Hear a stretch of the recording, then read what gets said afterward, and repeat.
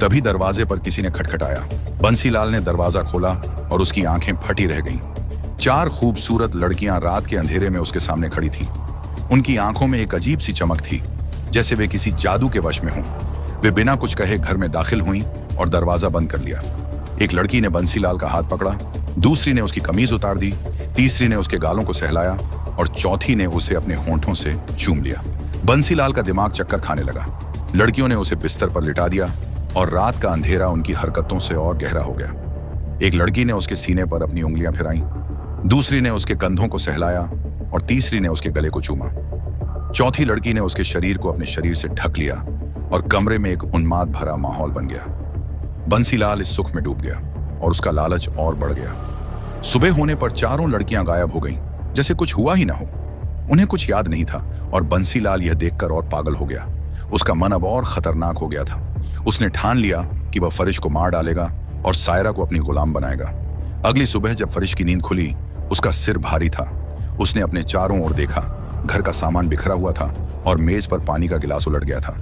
उसे डर लगा कि कहीं सायरा को कुछ हो न गया हो। उसने जल्दी से बोतल उठाई और रगड़ा। सायरा बाहर आई और उसने रात की सारी घटना बताई। कैसे बंसीलाल ने पानी में नींद की गोलियां मिलाईं और कैसे उसने बोतल चुराने की कोशिश की। फरिश का चेहरा गुस्से से लाल हो गया। उसने सायरा से पूछा कि वह आदमी कैसा दिखता था।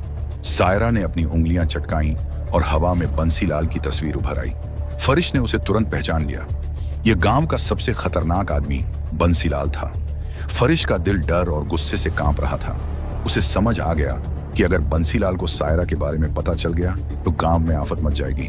उसने सायरा को कहा कि बंसीलाल को हर हाल में पकड़ना होगा, वरना वह सायरा को छीन सकता है। दोनों ने बिना देर किए बंसीलाल के घर की ओर रुख किया।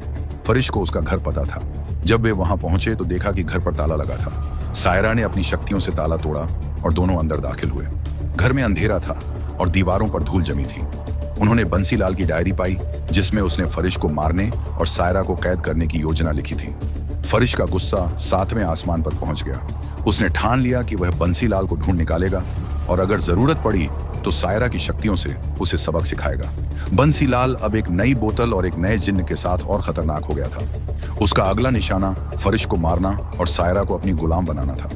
लेकिन फरिश और सायरा भी अब बंसीलाल की साजिश से वाकिफ हो चुके थे। क्या बंसीलाल अपनी नई शक्ति से सायरा को कैद कर पाएगा? क्या फरिश सायरा को हमेशा के लिए खो देगा? जानने के लिए इंतजार कीजिए पार्ट 4 का। अगर आपको हमारी मेहनत और यह वीडियो पसंद आई तो एक लाइक जरूर करें। ऐसी और बढ़िया बढ़िया वीडियो देखने के लिए हमारे चैनल को करें सब्सक्राइब और कमेंट में बताइए आपको वीडियो कैसी लगी।